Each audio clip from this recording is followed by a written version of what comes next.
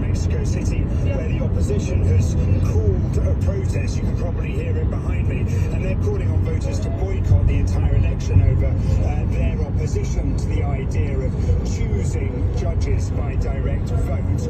There will be thousands, more than 7,000 judges and magistrates chosen this way. The first half of them today, now that the polling stations are open, and the second half in 2 years' time in another vote.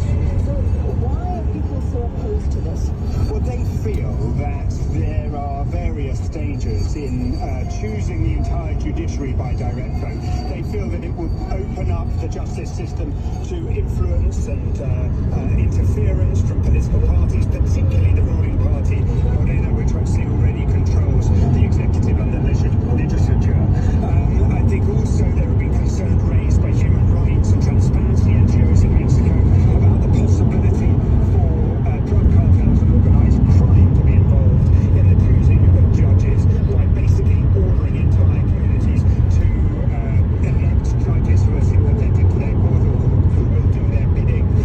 And ultimately they don't see it as the democratization of Mexico's justice system, as is being suggested by President Claudia Sheinbaum and her supporters, but rather the undermining of the judiciary in Mexico. What else does the Mexican president say? I mean, why are they so keen on this?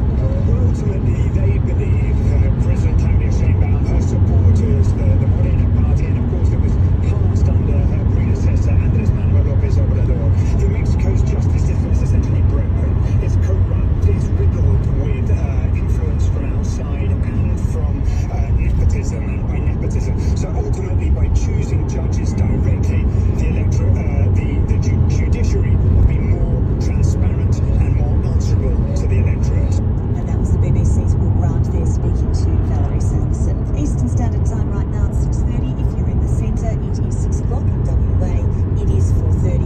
And it's time for us to get a news update.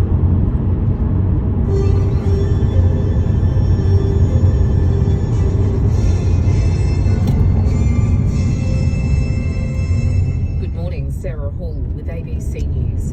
A new report reveals 4.5 million Australians experience serious mental health challenges. More from Avani Dyers. Four Corners has been given the results of a landmark national survey by Beyond Blue. It's the most up-to-date data in Australia today and shows rates of severe mental health symptoms are rising. 4.5 million Australians are experiencing a serious mental health challenge, but more than half of them aren't getting the help they need when they need it. It comes as psychiatrists in New South Wales reveal under-resourcing has led to them turning people away from care and discharging patients before it's safe.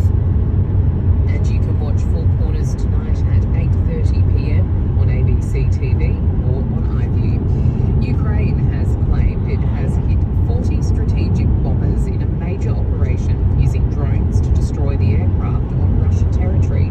More from Isidore Bogle. Ukraine's security service has claimed strategic bombers are burning en masse in Russia. Releasing video, it says it shows a drone attack at an airbase outside Irkutsk in southern Siberia. Reports suggest aircraft were also attacked near the city of Murmansk in far northwestern Russia, which is not commented. Earlier, the Ukrainian authorities said 472 drones and 7 missiles were involved in what appears to be one of the largest single drone attacks on Ukraine of the war so far. Separately, Ukraine's army said 12 of its military personnel were killed in a missile strike on a training center, while Russian authorities have blamed Ukrainian saboteurs for 2 bridge collapses near their mutual border. The Business Council of Australia has warned the nation risks falling behind other countries in the global artificial intelligence race if it doesn't invest in the technology.